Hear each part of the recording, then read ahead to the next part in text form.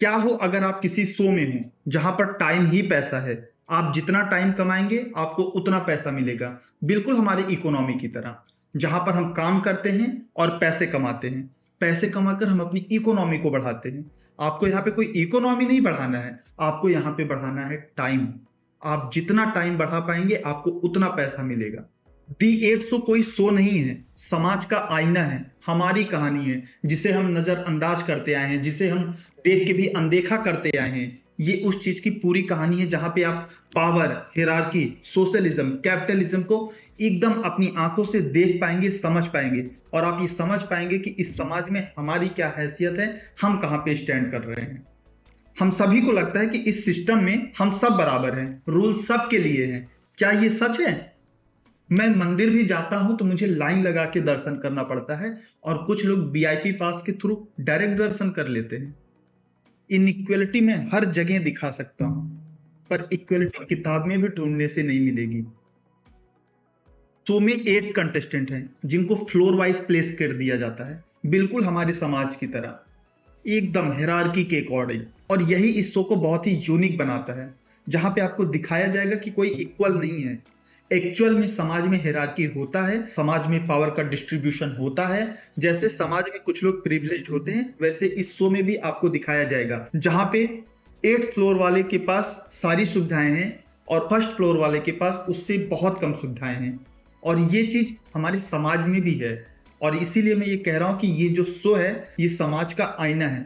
जब भी आप ये शो देखिएगा तो आप इसको इसी नजर से देखिएगा। यहाँ पे इनइक्वलिटी का मैं बस एक उदाहरण लेना चाहूंगा। इस शो में भी आप देखेंगे कि ऊपर वाले जो फ्लोर हैं उनको सेम टाइम के लिए ज्यादा पैसा, और नीचे वाले फ्लोर के लोगों को उसी समय के लिए कम पैसा मिलेगा।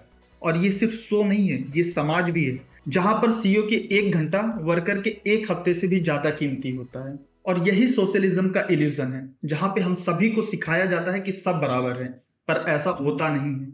एग्जाम्पल आप हर जगह देख सकते हो, आप जिधर भी आंख उठा के देखोगे आपको उधर इस चीज का एग्जाम्पल रियल लाइफ में मिल जाएगा। रियल लाइफ में ये सिखाया जाता है कि रूल सबके लिए है, पर एक्चुअल में ऐसा होता नहीं है। गेम में भी रूल सेम दिखते हैं और सबको बताया जाता है कि क्या रूल है, सब उस चीज को लेकर एग्री करते हैं, सब मिलकर रूल बनाते हैं। लेकिन रूल सिर्फ लागू उन पे होता है जो कमजोर है, जिनके पास रिसोर्सेज नहीं है।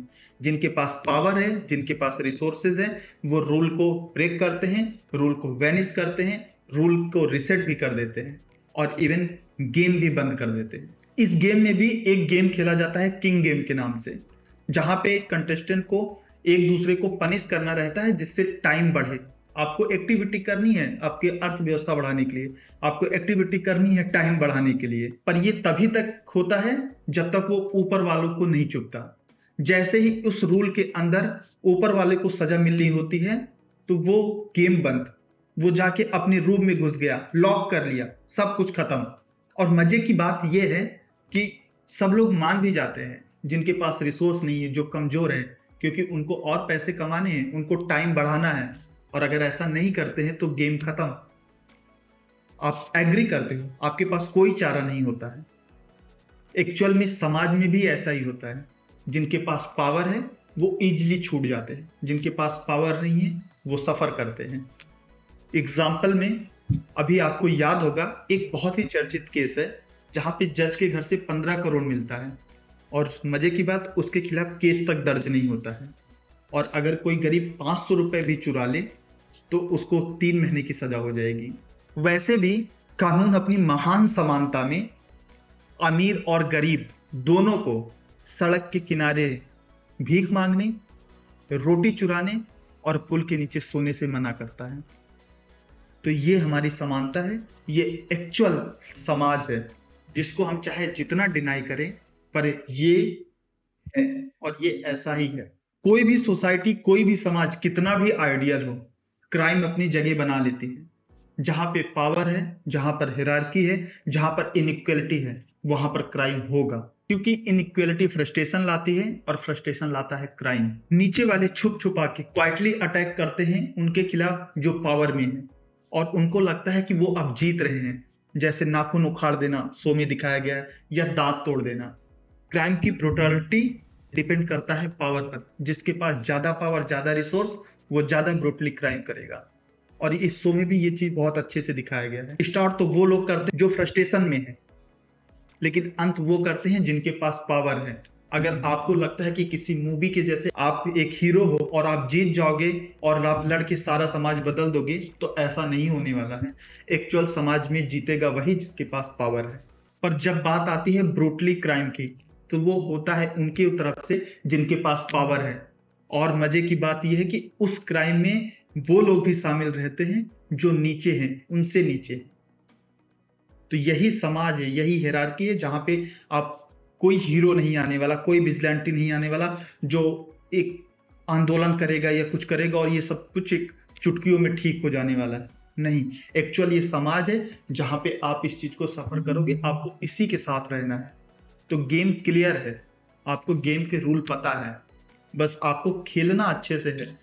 कोई विजिलेंटी यहाँ पे नहीं आने वाला है किसी को बचाने, कोई हीरोइज्म कुछ भी नहीं होने वाला है, क्योंकि ये समाज है, ये एक्चुअल स्टोरी है। और इसीलिए मुझे द 8 शो बहुत पसंद है, जहां पे आपको ऑनेस्टी के साथ सब कुछ दिखाया जाएगा कि एक्चुअल हमारा जो समाज है, हमारा जो सोसाइटी है, वो कैसे काम करता है। मैं यहाँ पे ये नहीं कह रहा हूँ कि कैपिटलिज्म अच्छा है, सोशलिज्म अच्छा है, क्या अच्छा है। हर चीज की कुछ ना कुछ खामियां हैं। अगर कैपिटलिज्म रहेगा तो इनइक्वालिटी रहेगी, जिससे फ्रस्ट्रेशन होगा, क्राइम होगा। सोशलिज्म रहेगा तो ये किल कर देगा आपके इनोवेशंस को। कोई भी सिस्टम परफेक्ट नहीं है, आप किसी न किसी सिस्टम के अंदर जरूर रहेंगे, क्योंकि ये ह्यूमन नेचर है, वो किसको किसी न किसी सिस्टम के अंदर रहना है। तो गेम चल रहा है, आप गेम को समझो और गेम को खेलो। इसमें जीतना या हारना नहीं है, बस गेम को खेलना है और इसको इतने अच्छे से खेलना है कि हम इसमें फंसे ना। बस यही मोटिव था इस वीडियो का।